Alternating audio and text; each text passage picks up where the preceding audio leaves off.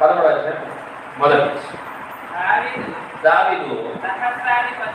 సహస్రాధిపతులతో శతాధిపతులతో అధిపతులందరితో ఆలోచన చేసి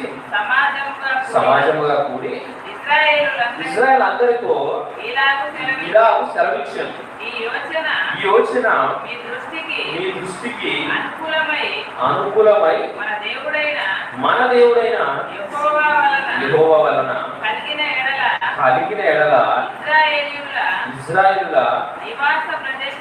నివాస ప్రదేశముల అంతటా శేషించి ఉన్న మన సహోదరులను తమ పట్టణంలోను పల్లెలను కాపురమున్న యాజకులను లేవీయులను